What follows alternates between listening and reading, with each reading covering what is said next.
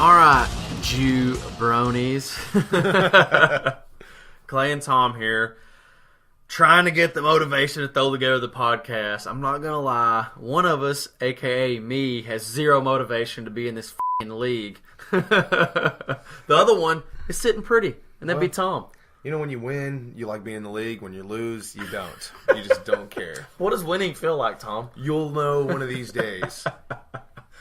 All right, guys. We didn't come back at you the first 3 weeks of the season. We're here for week 4. Tom, what do you got from the NFL in week 4? Man, it's all over the place. It really is. Things that are really looking good. The Josh Gordon situation. I'm loving the Josh Gordon situation. Are you? Yes, I definitely need Josh Gordon to blow it up and be Tom Brady's deep threat. That would be cool. Because they have nothing. I could really use Tom Brady with a deep threat. Because they have none now. I could use a deep threat with the ladies. I double dipped with Brady and Hogan. Screwed me. Dude, it was just like 2 years ago. Whenever you were thinking, you know what? I'm going to take Brandon LaFell and Julian Edelman for LaFell-man. I've been referring to this latest debacle as Brogan, which is Tom Brady and Hogan. Good call, Brogan. Guess who I left on the bench? A Seattle receiver that went off for like 18 points. Would that be Tyler Lockett? So it's like a deja vu. 2 years ago, it was Doug Baldwin, wasn't it? Yeah. So it's a bad deja vu. What were you thinking? So in league news, somehow 7 people are sitting at 1 and 2. Now, I know what you're thinking. We're all tied. I'm obviously dead f***ing last. Me and Tom had a little text going back and forth last Sunday. He was like, bro, you're not even going to break 80. And he was right. Tom, you're the lone bro at 2 and 1. How does that feel? 2 and 1 feels nice. I don't think I've ever been here before. I usually start out with 1 win and then go 4 losses. So the fact that I'm 2 and 1 makes me feel really good. Also, Pele, you can suck it. And that ain't no joke, man. Tom was going, man, I got Pele. Middle of the day, sends a text. Pele keeps hanging around. I go, that's what he does. And then Brogan straight up screwed me against one of the shittest defenses out there. Oh, shoot. I'm not going to lie. I kind of laughed a little bit. I'm sure you did, asshole. The funny thing about it is somehow we got the 2 3-0 teams playing each other. And that is amazing for all of us because f*** those guys. Well, you know what sucks is that Chris is probably going to go 4-0, and smug Chris is kind of tough to deal with. My favorite thing, this is why I keep needling Chris in the text. My favorite thing about Chris, you won't hear anything on the text. But when his team gets up, bam, he'll shoot that first text out. Gotcha. Oh, man, someone should have played so-and-so. Nice bench, dude. Gotcha, bitch. It took, I think, 5 texts from me Monday night for Chris to finally realize. Oh, damn, Clay's being salty. Well, and you know, he actually did the double dip. He went Fitzmagic and Mike Evans, and it worked out. They had like 26 points apiece. That's what happens when you're actually good at fantasy football, Tom. Double dip, 24K Fitzmagic. As usual, guys, we're bringing in our bro, Cody. He wanted to come in. He wanted to be a part of the podcast. So, Cody, I got a question for you. How do you feel about last week's game? It doesn't matter what you think! Oh, Cody, well, how do you feel about being 1 and 2? It doesn't matter what you think! So, Cody, would you have liked to have started Ben Roethlisberger over Kirk Cousins? It doesn't matter what you think! what do you think about losing by 0.5 points to the Bearded Wonder? It doesn't matter what you think! Now there's only one thing left. A thunder cookie. The wheels have fallen off. 5 minutes in, it's over. We've got so many Thunder Cookies to dole out, it's ridiculous. Whew, I don't even know where to start. I will go back a week or two to one really, really odd situation here. Incredibly odd. Mr. Vontae Davis decides right before halftime that he's done.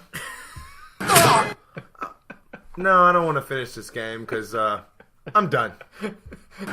Playing for the Bills, it sucks so bad. I don't even want to finish this game. The Bills are so bad that a veteran walks out of the stadium in the middle of the game. Hey, and he just tweets, hashtag, I'm out, bitches. How about John Gruden, the Oakland Raiders?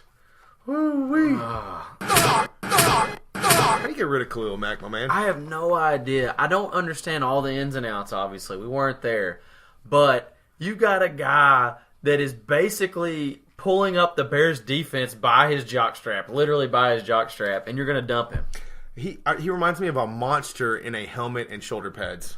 Dude is insane, man. He about killed Aaron Rodgers. They showed a stat, which is Khalil Mack stats. It was like 3 forced fumbles, 2 sacks, 1 interception, 18 tackles, and then it showed the Oakland Raiders defense 0, 0, 0, 0, 0. John Gruden in the second press conference said, "Man, there's just not a lot of good pass rushers in the NFL." What an idiot. Serena Williams, you guys see this meltdown? Oh, it was gosh. bad. She's talking bad to the line judge, and he didn't even really do anything. If I was actually a good podcaster, I would have a soundbite for this, but it was ridiculous. We should have brought Eric in on this one, but I will use my Eric voice to be like, Serena Williams is a dude. She went off about her being a mother and women's rights. I've never cheated in my I life. mean, just amazing. Like, this is unrelated to tennis. And if you really go back and look at it, I mean, freaking John McEnroe was probably suspended, fined, whatever, more than just about anybody. She kept going and kept going. She should have got ejected. I don't know if you can eject somebody in tennis, but she should have got ejected. She ended up losing an entire game, not just a point. She lost an entire game because she finally was just mouthing off to the ref so much. What a dumb bitch. Thundercookie on Tom. No joke. Don't be a sexist, Tom. Almost crossed the line there. Man, this next one's tough to dole out because I felt bad for this dude. I did too. And you know what? The Browns had 3-0 all over their schedule this year. They did. No lie. They could be 3-0 right now. They thundercookied themselves by a dude named Zane Gonzalez.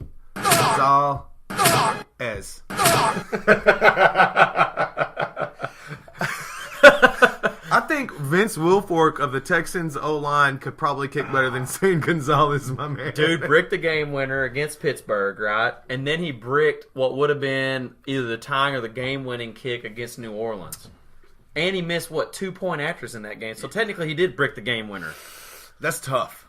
That's when you go back to the locker room, you don't even take a shower, you just put your clothes on, you mob out. And you hope that nobody knows where you live.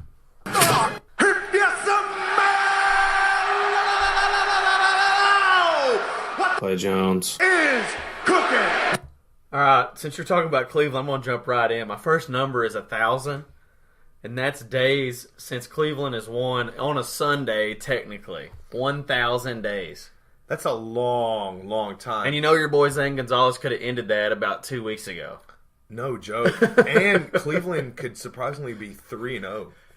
I think that's crazy. And I did, to my own credit, I said, who wants to put a bet on Cleveland winning the division? I'm not saying they win the division, but that's a team that could be sitting 3-0. Well, if they would have drafted any other kicker or started any other kicker, they would be 3-0. Yeah, and that would be crazy. Cleveland makes mistakes like no other. Now, my favorite part about Cleveland making mistakes is that I drafted Tyrod Taylor, and now he's booted for Baker Mayfield. Well, what'd you expect? You drafted him. You know what I mean? I don't you know. ended his f***ing career. I'll thundercook you myself. Go ahead. Hold up. Cleveland's savior is now Baker Mayfield. Baker Mayfield. 100%. Tyrod, sit your ass down. Yeah. I already dropped Tyrod. We're good. Next number I got, 2. 2. Number of ties in the NFL already this year. That's pretty wicked. That's pretty wicked awesome. And you know what sucks, though, is one of those is the Steelers. They tied the Browns. They opened the door for the Browns to start winning. And the other one is Cody's Green Bay Packers against the Vikings. Mason Crosby goes out there, drops 5 field goals on the Vikings. He bricks the 6th one, and he becomes the scapegoat somehow. You can't make them all, my man. I know, that's what I'm saying. And Cody was mad that he didn't get him enough points. It's like, Cody, dude, got you like 19 points. That was the best player on his team by far over the last 3 weeks. We're going to stay with the Cody thing here. Third number of the week, 81. Oh, I actually know what this one is, but drop it on me, man. It's not Terrell Owens' number. It is the amount of money that Cody spent on Deshaun fucking Jackson. What you smoking, bro? It's Friday. I probably got a soundbite for that somewhere, but it doesn't matter. Cody went all out on Deshaun Jackson. Tom and me grilled him. Where did the number come from? He doesn't even know. He said that he kept adding to the number all week and just assumed that someone was going to go in at $80. No, somebody's going to bid 21. I need to bid 31. The closest bid, I think, was me, and I think I had like $12 on him. 13 is what you bucks? had on it. Here's Deshaun Jackson's point scores. Week 1, 31. Week 2, 22. Cody puts $81 on him, 6.7. So if you go by 1 week of scoring, Cody lost about $75. Yeah, you overpaid Deshaun Jackson by $76. Oh shoot! I got one more, and this was from last week. Tommy were actually going to put together a podcast last week, but we got kids. We're lazy. I mean, there's JJ's and Golden Tea. We were going to put together a podcast last week, and then we just said, F it, and moved on with life. I've got girls. I mean, like everything's just getting pulled, and that was partially intended. You guys are low on their priority list is basically what we're saying. And so here's the last number of the week, 500. What is it, my man? After week 2, anyone that is less than 500 has not won the championship. So that means if you were 0-2 going into week 3, then you won't win the championship. So who's all in that category? Cromer, Luke, and Spencer. Good, get the f*** out of here. Now, hey, we're numbers guys. Not a big sample size. But 3 0-2 teams have made the playoffs, but no 0-2 teams have won the championship. I like those odds. Here we go, baby. I love me some music. Let's rock and roll, baby. All I want to know if you got your popcorn ready. Do you got your popcorn ready right now? Popcorn ready. You want answers? I think I'm entitled. You want answers? I want Clay and Tom's weekly picks. You can't handle Their weekly picks.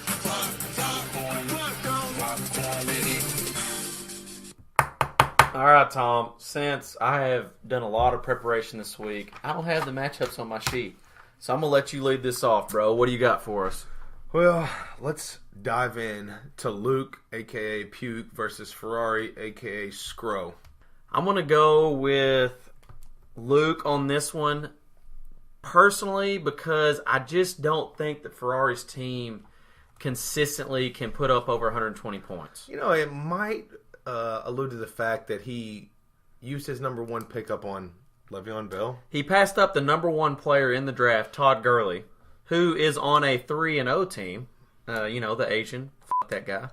And he went with Le'Veon Bell. Now, he still whipped my ass in week 2, but I don't think he gets the job done this week against Luke. Yeah, but I mean, that's you.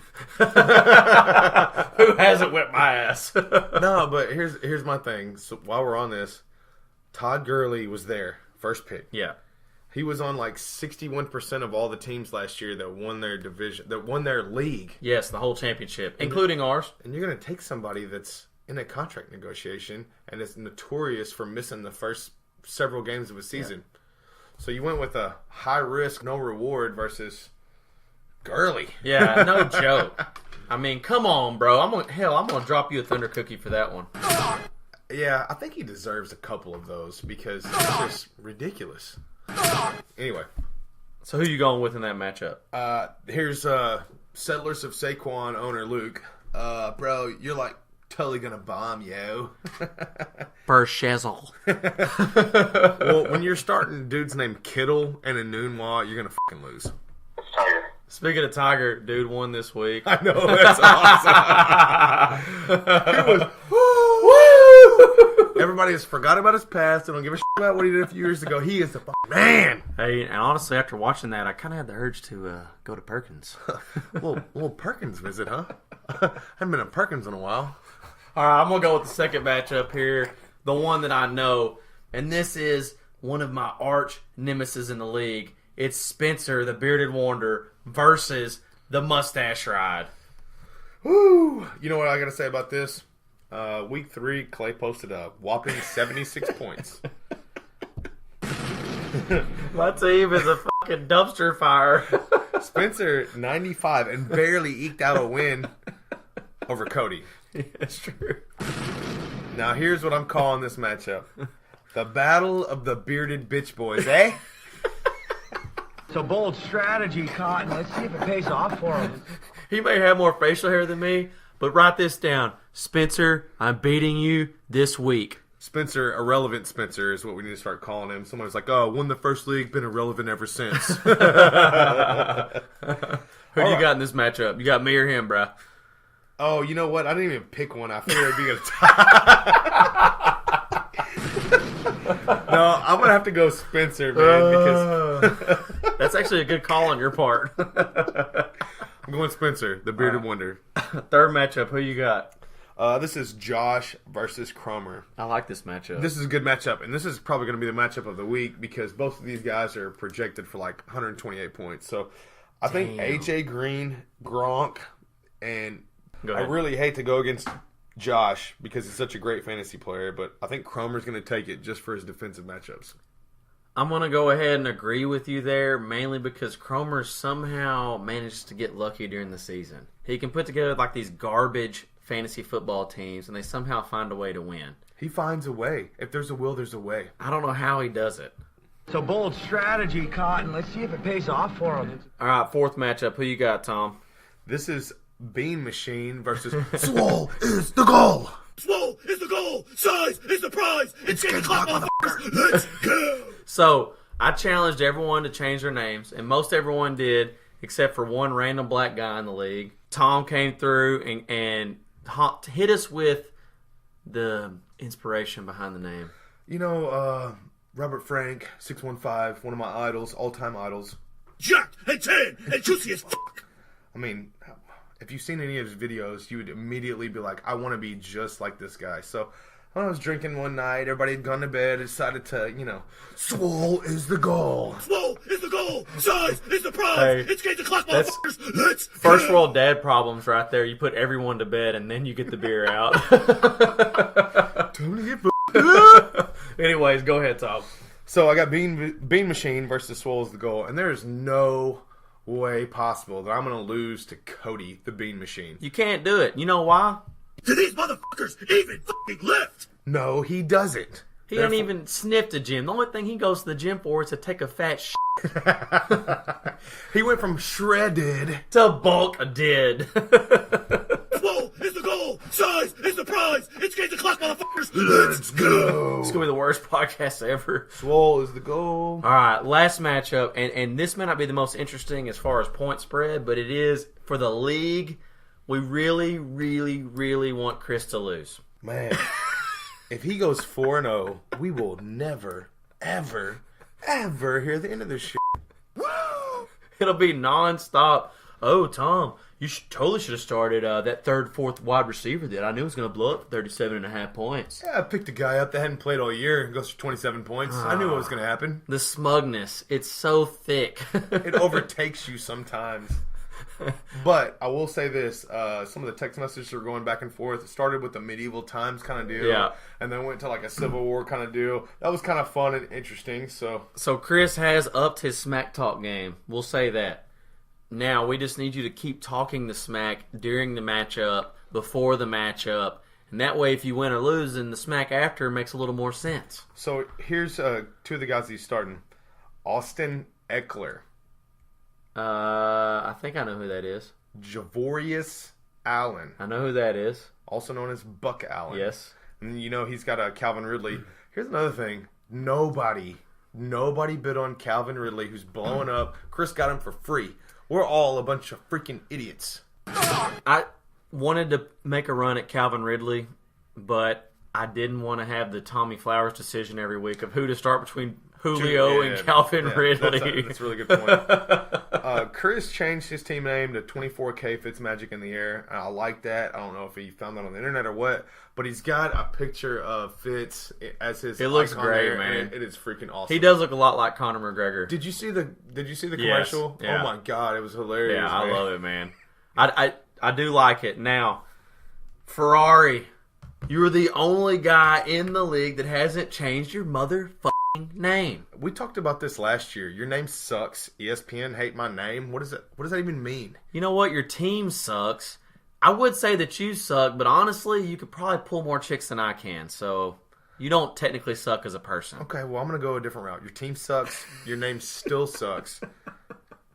Step up your game, my man. ESPN hate my name is no longer your team name. You need to find something else. If you have that name next week, you're going to get a physical thunder cookie from everyone in the league. I'm going to come up with a couple of team names that revolve around Le'Veon Bell and how you messed up your first-round pick by not picking Gurley. Like ring my bell. Ring my bell. And then I may just get online and just change your name. So we're going to override it. So Chris is a great name. He's actually got a great team. Yep. I'm going to go Chris here. Tom, I'm going to disagree with you here. The luck of the Asian, it's going to do the same thing it did to you last week. It's going to hang around. It's going to hang around. You got the win. No, you don't got the win. You got the win. And then it's over. I'm going A-Lay for the win. Dreams shattered. Fly to lies. You'd keep your mouth shut if you knew it was good for you, buddy. All right. First of all, I'm gonna talk trash to myself. This podcast is going off the rails, but there's been some pretty good smack talk this week. I've needled Chris a little bit. Chris has had his medieval smack talk. Oblivious Chris. He didn't know you were even talking shit for a No, while. he He's like, didn't. wait a minute, Clay's ribbing me. I was like, hey, Chris, Fitzmagic just threw a touchdown to the other team. Oh, man. We haven't had a ton of really good smack talk this year. I don't think that there's been a lot of good smack talk really in the public that I've noticed here lately. So we're just going to roll with a little bit of the needling here and there. And, you know, me and Tom obviously are always bringing the heat on the podcast. So fuck you guys.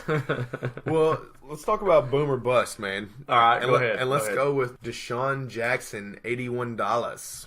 Bust. I think I'd have to agree. Do these motherfuckers even fucking lift? Deshaun, dude, as soon as Cody picks him up, 6 points. Now, Fitzmagic, not going to lie, he did good for Chris this week. He started out terribly, but he ended up pretty good. He actually could have carried them to a win. I don't know. I think he still should have been wearing the jacket and the chain and the beard. Yeah, I agree. He still had a pretty good game. It was just a rough, first half, basically. Here's a high flyer here, or potentially high flyer. It's lit! Josh It's lit! It's lit! Gordon. My man. Hey, all things are possible through Josh Gordon, who strengthens my team. Pretty sure that's written down somewhere in lore. I think that's actually on a stone tablet somewhere. Hey. Okay, I want to lay this out for you, just like I did Luke last time we were together with Luke and we were talking about it. Honest to goodness truth. If Josh Gordon can somehow not F himself over mentally, he can save my season. Because after watching the Detroit game on Sunday night, the Patriots do not have a deep threat at all. They cannot go more than 15 yards downfield right now. At all. That's tough. Isn't that ridiculous? I mean, Gronk is really their deep threat. Because they got, what's his name, Dorsett. How many dude dropped like 4 passes? Doesn't Gronk run like a 6.0 40? Yeah, something like that. So everyone knows that my inability to play fantasy football is pretty legendary at this point. So he's like my lottery ticket right now. So Josh Gordon, please don't smoke any weed. It's lit! Please don't take the spike. It's lit! I don't think he needs this. You see how jacked that dude Oh, is? I know. Which makes me believe that he's already... It's lit! All right, guys. We're not going to call anybody this week because we don't like any of y'all motherfuckers. So we're going to have Cody come in and we're going to ask him for some of his expert opinion on stuff. Okay. Hey.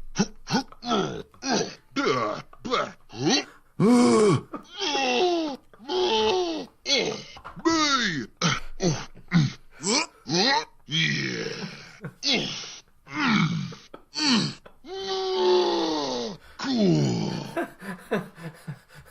That is some valuable insight from the caveman. Cody, I would like to thank you for dropping that knowledge bomb on us. You know what? You don't say much, but when you do, it's profound. Last thing I got this week. Oh, there was a time when me and you could put together a decent podcast. The last thing I got this week. Halloween's coming up. What? A little over a month. This is a podcast? I thought me and you were just in here bullshit. Halloween's coming up in a little over a month. My plan is the weekend before Halloween, which it would be the 26th, the 27th. So I'm thinking Friday the 26th, house party. Either at my house or at Tom's house. Now, all you bitch boys better remember, Cody and me, #champions of the beer pong tournament. So get ready for that shit. One of the two houses, let's get some plans together, let's go. I'm thinking Saturday night, if we can all get babysitting, let's go out. We need to get out there. I need to get into some costume contests again. I'm going to take the JJ's one down this year for sure. I've been lubing up all the waitresses and the bartenders. I'm pretty sure by the time the Halloween gets here, maybe I can take a couple out. You never know.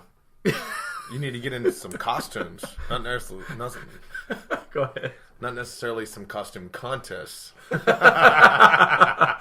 Hey, if Swole is the goal, then getting into the costumes of the JJ's girls is the prize. There you go. There you go. So make your plans.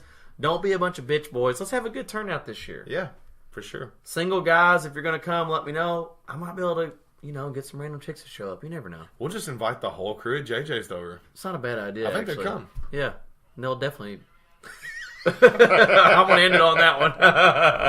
It's been emotional. Boom, son. You're done.